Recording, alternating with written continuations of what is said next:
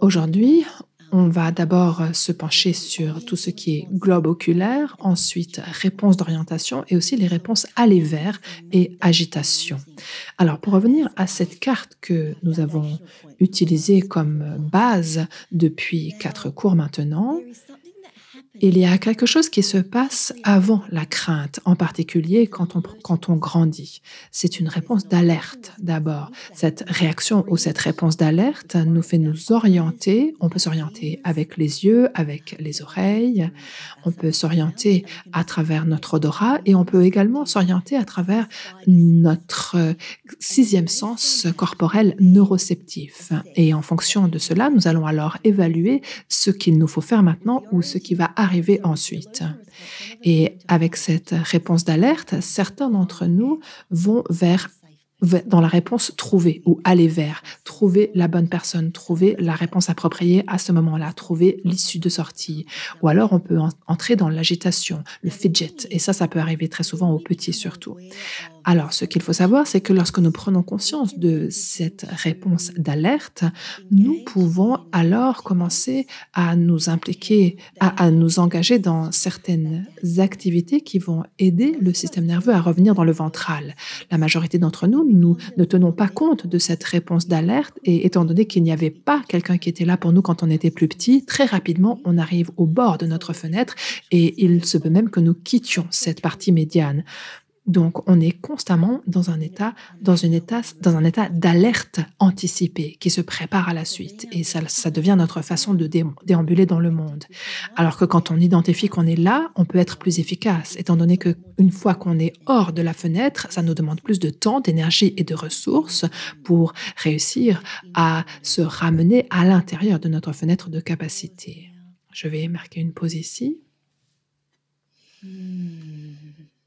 Hmm. Ouais. Et nous allons maintenant nous concentrer d'abord sur la réponse d'orientation. Alors, la sécurité, c'est ce qu'on trouve dans l'environnement externe. La sécurité se trouve dans l'environnement extérieur, alors que ce qu'on appelle le sentiment de sécurité, c'est ce que nous ressentons à l'intérieur de nous lorsque la sécurité extérieure atterrit dans notre système nerveux. Et pour beaucoup de rescapés de traumatisme, il y a un décalage ou carrément un fossé entre la sécurité et le sentiment de sécurité. Parfois, il y avait tellement d'insécurité dans l'environnement extérieur qu'on est constamment dans un sentiment d'insécurité interne sans en être conscient. Et donc, même quand notre environnement extérieur est relativement sécure, notre système nerveux ne le perçoit pas comme étant un endroit de sécurité.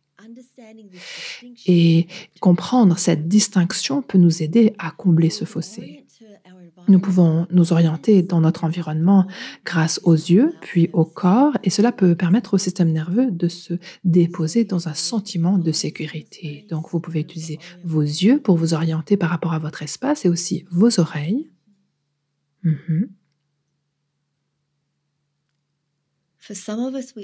Pour certains d'entre nous, nous nous orientons en faisant ça avec la tête, en mettant la tête en avant de cette façon-là, je vous le montre. Si vous remarquez cela, vous pouvez par exemple ramener votre tête un peu en arrière et abaisser un peu le menton. Pour d'autres, l'orientation, ça peut être juste comme si je montais mes oreilles ou je regarde simplement avec les yeux ou on détourne le regard pour pouvoir voir quelque chose. Pour beaucoup de mes patients, quand je leur demande de s'orienter par rapport à l'espace, ils vont regarder, je dirais, entre 30 et 40 centimètres autour d'eux, entre 30 et 50 centimètres autour d'eux, pas plus loin. Et ils peuvent par exemple indiquer avec leur nez qu'ils regardent dans cette direction-là. Et donc, même si on n'a pas l'impression qu'ils sont vraiment en train de regarder, ils indiquent de cette façon-là que leur champ de vision commence à s'élargir.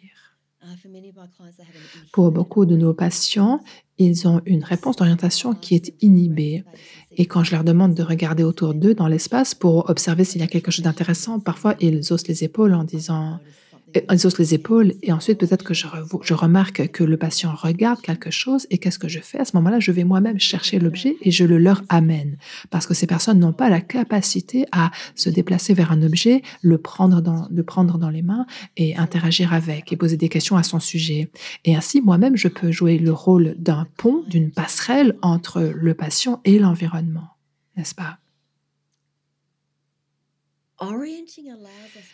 L'orientation nous permet de commencer à développer une relation avec le monde environnant. Et si le monde a été extrêmement submergent jusqu'ici, on a appris à se mettre en mode fermeture pour ne rien laisser entrer de ce qui est autour de nous. Et c'était notre moyen de survivre. D'accord? Et donc, cette orientation, ça peut être quelque chose que vous pouvez pratiquer au début de chaque séance, chaque semaine. C'est un moyen permettant de commencer à développer un lien avec le monde environnant. Et ensuite, lorsque nous tournons la tête d'un côté à l'autre, c'est le nerf phrénique qui s'active. Il passe à travers les vertèbres cervicales 3 à 5 et il innerve le diaphragme, ce qui veut dire qu'il fait bouger le diaphragme et il facilite l'inspiration. Donc, le fait de tourner lentement la tête peut permettre au souffle d'émerger un peu. Et j'aime bien utiliser cette technique quand je travaille avec mes patients SSPT complexes parce que beaucoup ont le diaphragme très crispé et tendu et les exercices respiratoires génèrent plus d'anxiété dans leur système nerveux et peuvent augmenter également le sentiment de honte et de futilité et de désespoir chez ces personnes. Alors, cette réponse de stress, elle peut être court-circuitée grâce aux yeux. Et c'est là que, d'ailleurs, je vais juste stopper le partage d'écran un instant pour le faire avec vous. Alors, voyons voir. Je vais Alors, dans des cours précédents, je vous ai parlé de la chose qui se passe avant la chose, avant la chose, avant la chose. Et certains d'entre nous ont appris à être très hypervigilants par rapport au schéma de tension autour des yeux, parce que ça, c'était justement la chose, avant la chose, avant la chose, qui allait mener à l'événement où un adulte devenait très violent ou très en colère. Alors, observez ce qui se passe dans votre système nerveux maintenant quand mes yeux commencent à se crisper. Là, je perds ma capacité de vision périphérique, d'accord? Je ne vois pas mes mains, même quand je les mets là, et je fixe mon regard sur la caméra. Et je remarque que quand je fais cela, j'ai la tête qui s'avance et ma voix commence même à changer. Ma voix est un peu plus crispée. Ma mâchoire se serre également. Mes narines commencent à s'ouvrir un petit peu. Et ensuite, je vais ramener maintenant ma tête en arrière et je vais plisser les yeux, lâcher la mâchoire. Ouais. Et là, je vais revenir à un regard doux. Et observez ce qui se passe dans votre système nerveux quand mes yeux retrouvent un regard doux. Là, je remarque moi-même que mon cou devient plus fluide, plus flexible, il y a moins de tension à cet endroit-là, ainsi que à l'arrière de mes épaules. Quand j'ai le regard doux, je remarque également que j'ai plus de capacité d'expression pour l'engagement social dans mes joues, dans mon visage, de façon plus nuancée. Et donc, je suis vraiment convaincue que nous pouvons offrir à nos patients le cadeau de la douceur de notre regard. Au début de ma carrière de thérapeute, une fois, quelqu'un m'a dit parmi ma patientèle, il y a quelque chose qui se passe quand j'ai le sentiment d'être comme un microbe sous un microscope. Et j'ai travaillé avec ma superviseure et elle m'a dit, montre-moi ce que tu fais pendant les séances. Et ce que faisait mon corps, c'était j'entre dans l'avant de mon corps et là, je commence vraiment à fixer mon regard sur l'autre. Et, et d'ailleurs, je vais essayer de trouver un ballon pour vous expliquer ça. Ça donnait à mon patient l'impression qu'il était un microbe sous un microscope. Donc parfois, ce que je fais, c'est que je place ce ballon derrière mon dos quand je suis assise sur une de ces chaises. Ça, c'est avec certains patients, d'accord? Parce qu'ils réactivent certains trucs qui m'appartiennent à moi. Donc, je m'assieds en arrière, j'appuie mon dos sur ce ballon qui est posé sur le dossier de la chaise pour entrer dans l'arrière de mon corps. Parce que sinon, je suis dans l'avant de mon corps, ma tête s'avance et je commence à entrer dans cette réponse réparation et mon regard se concentre. Donc, il y a ces signaux que nous proposons à nos patients à travers nos yeux. Alors, il y a un autre signal qu'on peut donner à nos patients, c'est à travers nos globes oculaires eux-mêmes. Et il n'y a pas beaucoup de différence entre la crainte et le plaisir, parce que la crainte et le plaisir sont tous deux tout en haut de l'activation sympathique. Donc, je vais maintenant vous donner l'exemple du plaisir ou du ravissement. Vous voyez, ça, mon regard exprime là le délice, le ravissement, le plaisir. Et pour certains d'entre vous, quand on voit plus le blanc de mes yeux de cette façon-là, votre système nerveux peut commencer à monter comme ça. Parce que lorsque quelqu'un a peur, ou alors est apeurant, regardez, là aussi, on voit beaucoup le blanc des yeux chez la personne. Et donc, à l'époque de la pandémie, certains d'entre nous portaient ces masques et avec nos patients pendant les séances et on pouvait par exemple exprimer du plaisir, regarder, mais nos patients ne voyaient pas le bas de notre visage, ce qui veut dire qu'ils faisaient une lecture erronée de notre expression et en croyant qu'il y avait quelque chose de terrifiant qui se passait à ce moment-là. Et c'est là que vous pouvez utiliser vos sourcils, par exemple, pour exprimer certaines émotions, pour exprimer le plaisir. Ah! Ah! Et de cette façon-là, vous pouvez vous entraîner à le faire, par exemple, devant un miroir et là, ça montre moins le blanc des yeux. Alors, je ne dis pas que vous devriez c'est pas quelque chose que vous devriez faire avec tous vos patients, simplement avec certains de vos patients et patientes, le fait de voir le blanc de vos yeux va amener leur système nerveux à entrer dans une réponse de survie réactive et ça pourrait être le phoning ou la pacification ou alors ça pourrait être se préparer à monter les tours. Alors, si vous voulez, on peut se secouer et laisser partir tout ça, parce que je sais que pour certains d'entre nous, ça a été un peu fou, ce moment-là. Oui, on se secoue. Vous pouvez secouer tout votre corps si vous avez envie. Vous pouvez serrer, chiffonner le visage et émettre des sons. Ah, ouais. Ah, oui, certains d'entre vous prennent de l'espace. Oui, bien. Ah.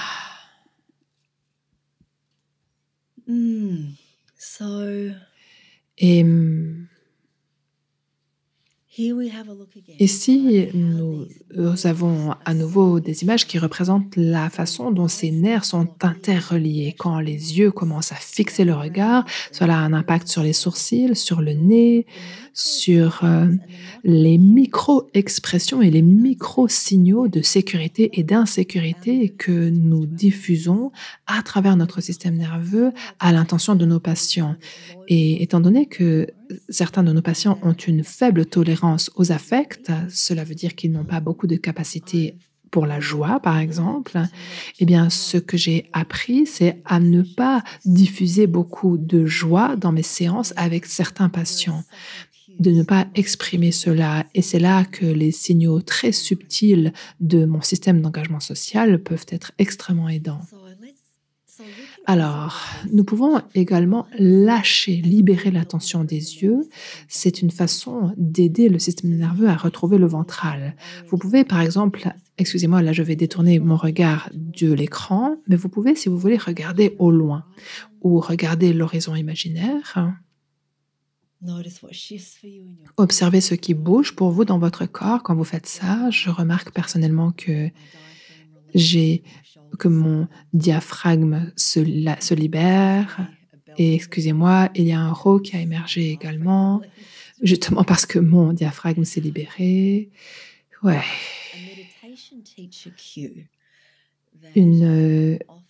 Un signal d'enseignant de méditation qui m'a été enseigné par mon enseignant de méditation, c'est quelque chose que je fais souvent, c'est quand vous fermez les yeux, amenez votre conscience à l'arrière de vos yeux et également à l'arrière de votre tête.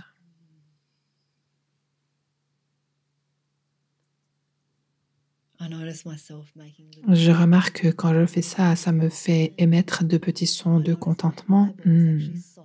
Je remarque également que mes globes oculaires se relâchent pour se poser vraiment dans l'orbite.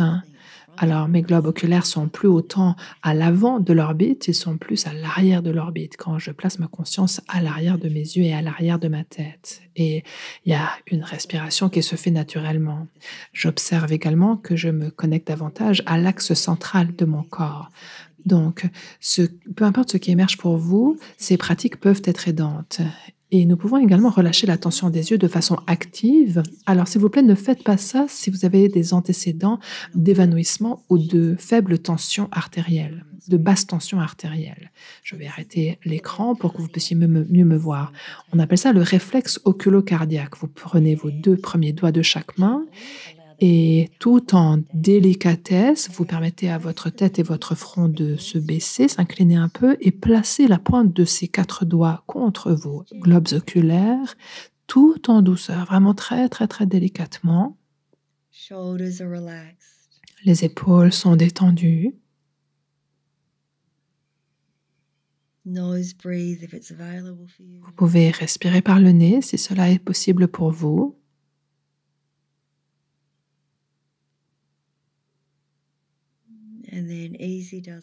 Et ensuite, tout tranquillement, laissez vos doigts s'éloigner tranquillement des yeux. Laissez votre cou être toujours dans la même posture encore pour l'instant.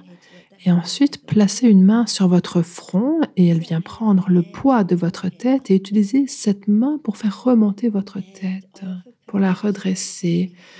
Et je vous donne la permission de ne pas regarder maintenant l'écran de l'ordinateur à nouveau, car vos yeux n'en ont probablement pas envie.